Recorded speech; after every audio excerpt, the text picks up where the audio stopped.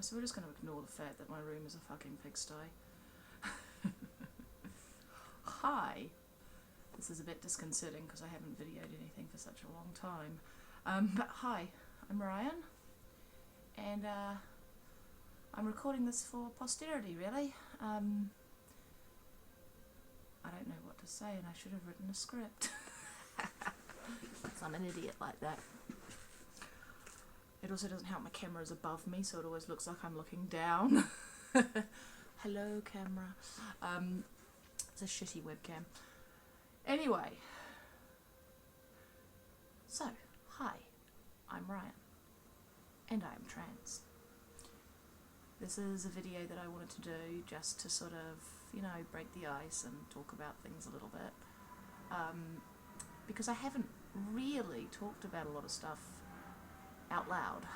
A lot of stuff on forums, a lot of stuff sort of online and in private, but not a huge amount of stuff out loud. So it's a bit weird. And so yeah,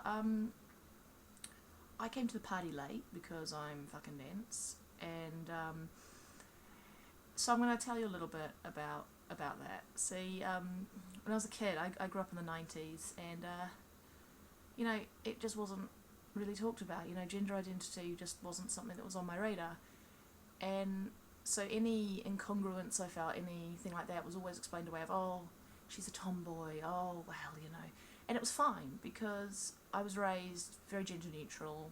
No one really told me I had to be a girl, and I was fine with that. I was fine with just being gender non-conforming, and so that was great. My parents kind of just accepted that and embraced the fact that I wasn't ever really going to be into super girly frilly shit. I think my mum was a bit sad about that because she's really girly, but they just let me get on with it. And so it never occurred to me that I had any option outside of what I was. You had the body you had, and that was the end of it.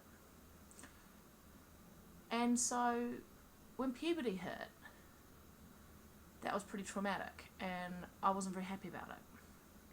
But still, it was the body I had, and it was what I was left, what I had to deal with. I just had to make do. And so most of my life, I just kind of made do. It wasn't something that I thought I had any choice over. I sort of assumed, this is what you've got, this is what you've got to deal with. And it kind of sucked a bit, but at the same time, even in my teens when I was sitting there going, I have a male brain and a female body, and everyone would laugh and they'd be like, oh, it's so true.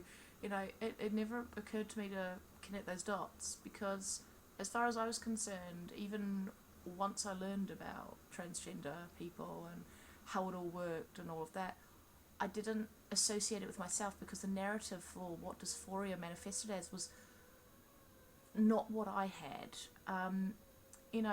All of the narratives commonly told that, oh, I knew when I was 3. Well, I had no fucking clue. Oh, I always said I want to be a boy or I want to be a girl when I was a child. I never did that. I was me, and that was all that was really important. And so I didn't really think, oh, well, I didn't show any signs as a kid. I can't be. And then going even beyond that, the narrative for how dysphoria was this idea that you'd sit in front of the mirror and sob and want to take a knife to yourself and just be absolutely beyond miserable. Sorry, I heard something. And yeah, I was miserable, but not miserable in that sort of level. I didn't want to sit there and claw my own skin off most of the time. And so I didn't feel like I had enough of the dysphoria to count. It's like, oh no, I can't be trans. I don't have dysphoria. I never said I wanted to be a boy or whatever. But I was still miserable. And it actually took a moment of clarity going to the doctor and saying, I need antidepressants. This has gone on too long. I've lived in this fog for 20 odd years. I'm tired of it. I want to, actually be able to function. And getting proper antidepressants And suddenly it was like everything just clicked into place. And I think I was reading a lot of stuff online as well, because obviously I'm not trans, I'm just reading up about it for, you know how it kind of works. But I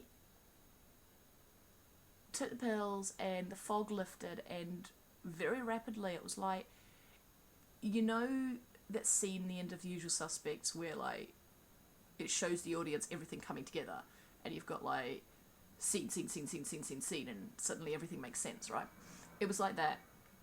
Suddenly, all these things that I'd kind of dismissed as, oh, I didn't like puberty because I didn't want to grow up. Oh, I didn't like this because of this reason, and so on and so forth. And oh, I can't have dysphoria because I've never had blah or whatever.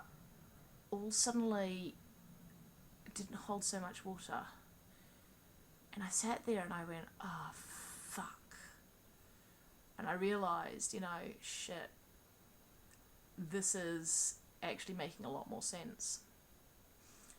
And I turned to my partner and I said, I'm such an idiot. How did I not realise this? And, I did feel kind of stupid for not noticing for so long. Such a long time. And I put it down to, I'm just really, really dense, okay? But as it turns out, I've been a lot happier since I came out to my family, and we're going to go down this road, we're going to explore this road, and we're going to see where it takes us, It may be that, I decide, actually, no, I'm not binary trans, I'm not, happy with that, I want to explore a little bit more, but whatever.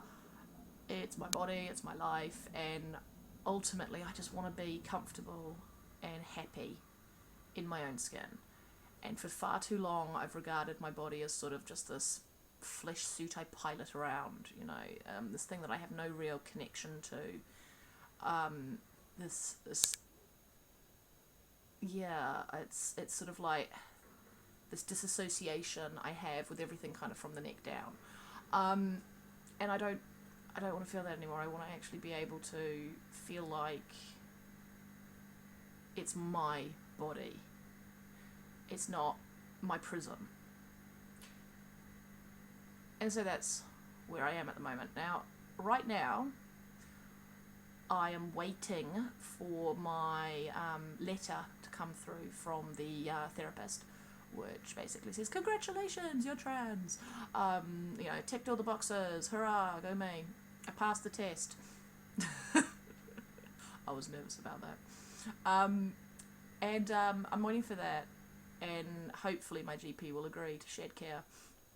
And so I'll do another update when things are starting to actually move forward, because right now things are kind of just in limbo, which is hard, because even though I know things are moving, they're moving at a glacial pace. And it's sort of like, once you've uncorked that genie and let it out, sticking it back in and going back into, ignorance, it's just not going to happen.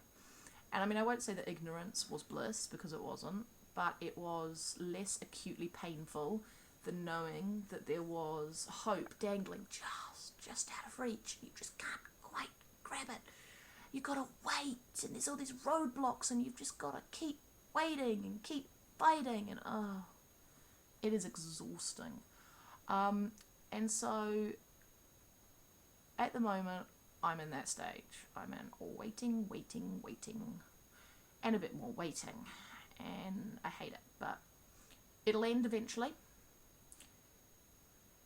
and things will start moving, hopefully, nicely, and hopefully I'll start feeling far more confident about my body and far happier about myself, and so yeah, but I keep glancing to the side and I don't know why. It's because things are going past the window just over there and they keep catching my attention. There's a big yellow van. Anyway, I'm very easily distracted, and I'm sorry. Anyway, I've rambled on for far too long, but I wanted to really record this just to hear my voice, and also to see my face, and also to keep a record of my mental state. And so I'm going to sign off now and stop this nonsense, because I think I've just rambled on incoherently for quite a while, and anyone watching this is probably like, what the fuck, go away. So hopefully the next few videos I do will be far more coherent because, as I said, I haven't actually done any videos since, oh god, like 2008. I went, I don't like videos, I don't like seeing myself or hearing myself, I don't want to be on video. And I always made lots of excuses for why I wasn't going to be on video. And I feel a lot more comfortable about being, you know, out there and on video and things like that. So hopefully I'll become more coherent, more articulate. I might actually have a script, which would be nice. And in the meantime, you know, hi, hello world. I'm Ryan, and I'm trans. Still feels weird to say. See you later.